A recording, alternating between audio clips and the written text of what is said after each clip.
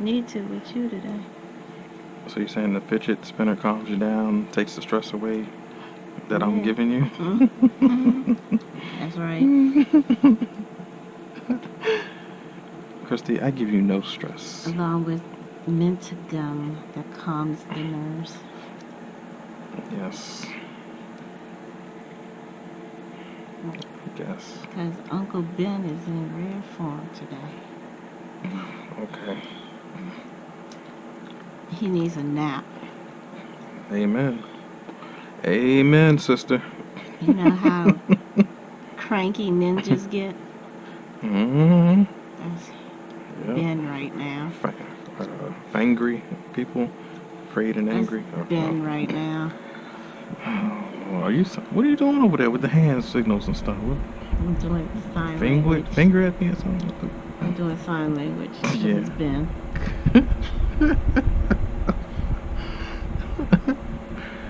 Oh man. Problem child. He needs a nap. Part 2. I do. I'm not gonna lie about that. I need a grown man nap. Power naps. No, you need to go to bed. You don't need no power nap. Your ass just need to go to bed. Kristen, don't tell me what I need. I'm me. I know. Oh.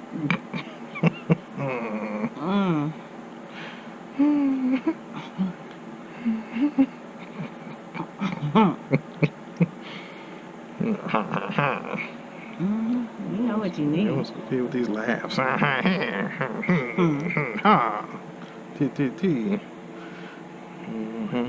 All right. So now that our client has her mask on, her cooling mask, we will now do the scalp massage. So there are a lot of women out there who say that black women do not get a scalp massage or head massage. You know why? Why, Christy? Why? Tell them. Tell the people. Why? Because they wear weaves. They can't hear you, Christy. They wear weaves. Oh, they wear weaves. That is correct. And wigs. That's correct. But if they take them out, they'll get their hair massaged. That's true. That is so true. Because see how moving the skin of the forehead, temporal area, parietal area, see how everything moves? Just like muscles, they're just a big, thick connective tissue that has a lot of nerve endings that releases all types of crazy nonsense stress, built up, pent up anxiety issues, migraines, anything you can think of. You do a scalp massage, it will release or help those areas. But if you have braided hair, like this weekend, I've seen a young lady, she sat in a chair, and she was kind of like bald herself. I'm not saying she was going through anything, but let's just say the forehead was her hairline in the middle of her head. She was receding. She had actual like little small micro mini braids, and I could see the skin like being pulled. Like when you see the skin buckling, I'm like, wait a minute, you barely even have hair here. Why are you forcing your hair to actually be pulled from other areas just to make a braid? And you could tell, like, yeah, if she keeps doing this, she's going to be bald, or I don't know, she'll have to wear wigs all of her life, or weave or something. And but there are some. Go ahead, tell us, Kristen, tell it. Like my child. Who was taught at a very young age not to have anybody touch her hair. That's true. That is true. So it's not just the weaves and the wigs. I'm glad you're explaining all this. This is very informative. Because she was told nobody plays in your hair, not unless it's relax, a professional. Well, Christy, thank you. And you working in. Let the man do some work sometimes. Women are always doing the work. Really? Is this what we do? I'm just saying, y'all do all the work. Right now, you're even working because I can see your muscle moving. Relax. I'm not gonna drop you. Jeez, good grief. Gonna sit and relax. Enjoy your scalp massage.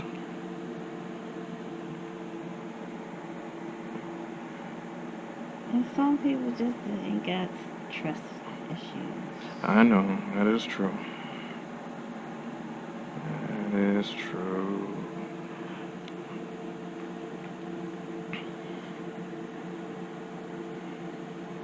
So all those headaches and stress, they come and they collect right in here, the occipital ridge, because you have your medulla oblongata, your cerebral cortex, all types of, or spinal cord comes in and attaches to all that stuff. So right back here in the base of the skull, the occipital ridge, that's a collection of everything. It's where it's all housed, and all the special functions or motor skills happen right back here. Thinking process and everything else moves up here into the top or left or right sides of the brains or hemispheres of the brain. So that's the thinking of left and right brain. But everything that does functions, quick movements, everything is right back here. Stress, headaches, anger, emotions, right back here. So you got to make sure your client gets a really good scalp massage. You really dig in there. If their skin isn't moving, if you're just doing this, you're bullshitting. You're wasting your time. You really need to dig in. Their skin is supposed to be moving. For some, it might be too aggressive. You just ask them, how do you feel? How do you feel, Christy? Everything's good? Mm-hmm. See? That's good. Mm-hmm. And some areas are supposed to be a little sore and tender because, remember, you have your rectus capitis muscles in the back. You know, the superior and inferior obliquus, rectus capitis muscles.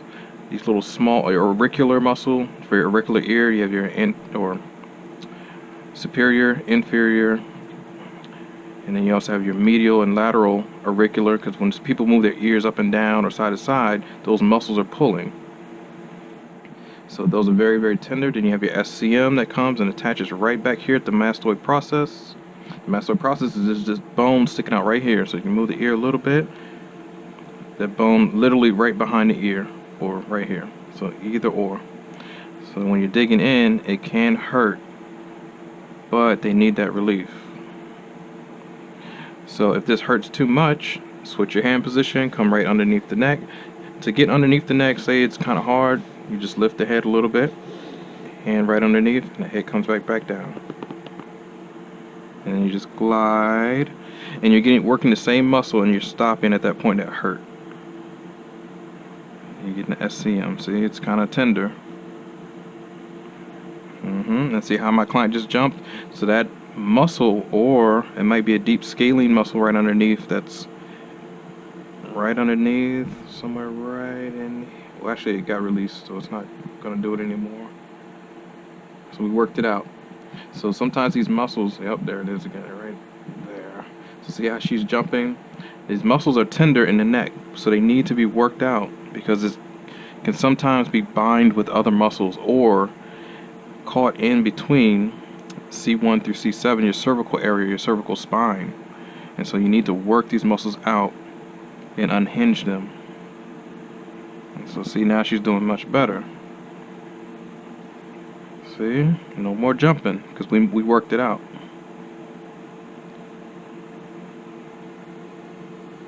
So we're going to lift the head even higher, and then to the side if she can go that far. And see, my thumb just goes right underneath and glides in between C1 to C7 all the way down. Good. And so she relaxes, his hand switches. Sorry. And so now we scalp massage on this side.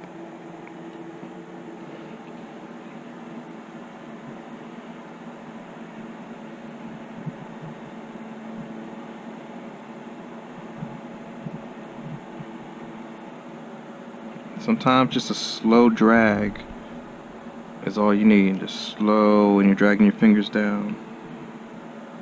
Slow. Or someone might want vigorous motion. So you're just scratching, scratchy, scratchy. But you're not really scratching, but you cut your nails kind of small or down, and you're just back and forth, back and forth, back and forth.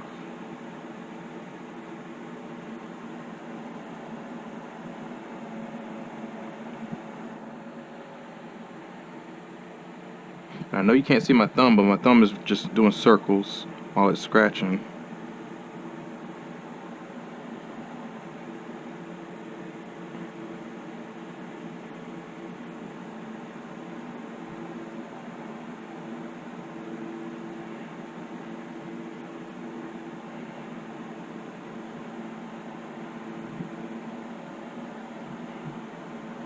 Slide in between the ears, 2 fingers, all the way down, and then pull back up. Again, and then pull back up. Again, the SCM, sternal clavicle mastoid process. So SCM muscle. It's that neck muscle. So say Christy helps me and she lifts her head up, right there, SCM. That's that muscle. Starts from the clavicle, or I'm sorry, sternum. So Christy, lift your head again. Right, so that muscle comes all the way down, it originates here, stops at the clavicle, and then stops at the mastoid process as well. So it hooks into 3 different areas.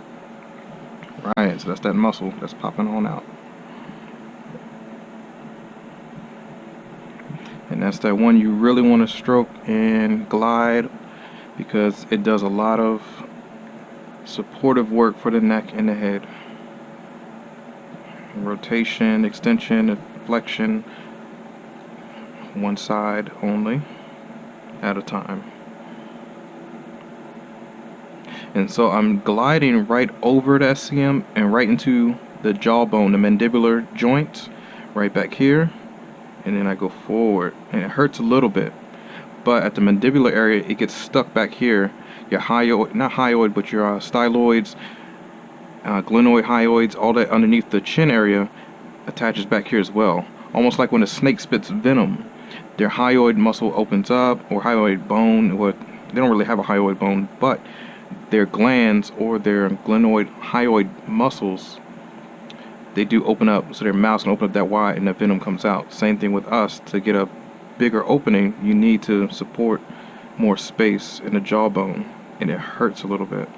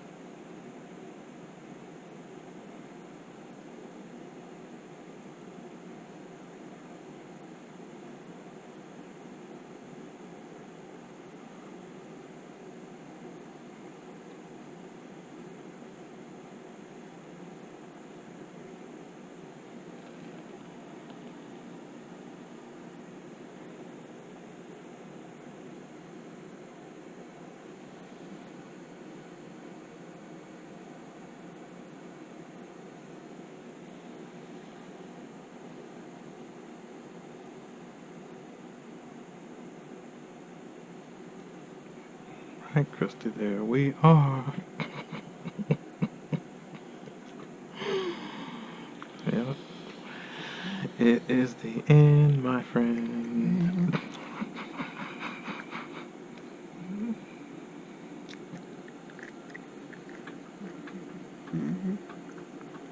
Thanks, Benjamin.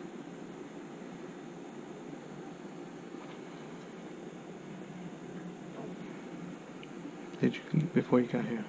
Probably not. Hmm? You gotta start eating. Yeah, I ate.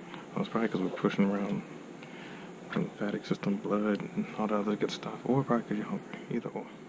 Both. It's both.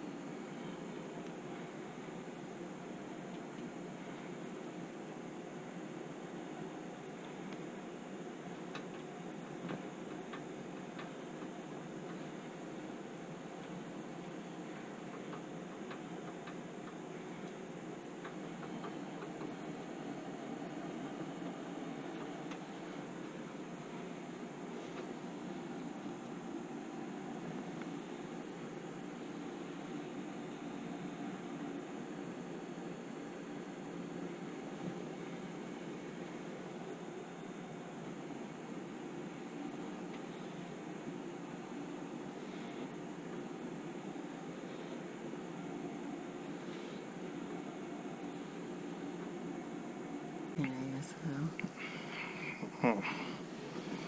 Why all this language? because you're mean and honoring.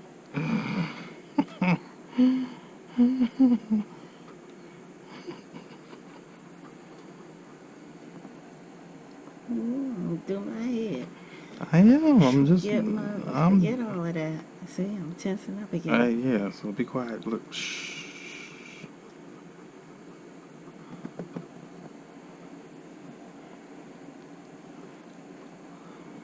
GoPro.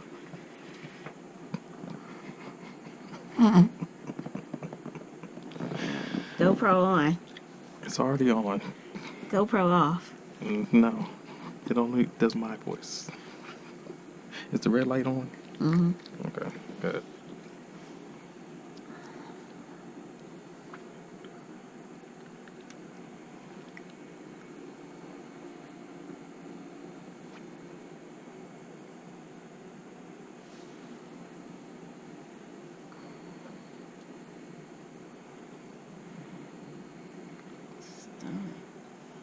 No, I haven't eaten all this. It's a green drink.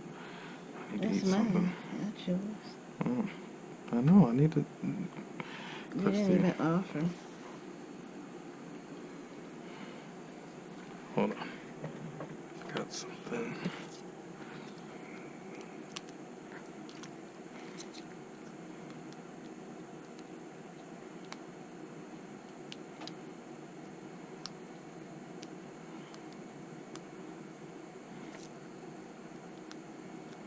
Man, I'm so glad I got that damn homework done. You don't understand. Man. I need to get out of school. Need a job, Christy. Need a job. Okay. Game on.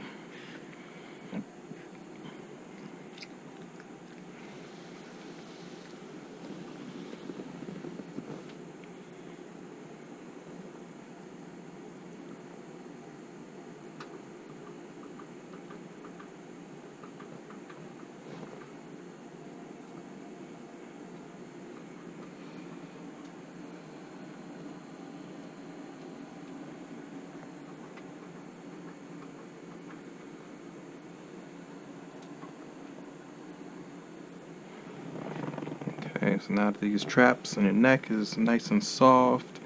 Now to the ears. Go in between. Lift to one side.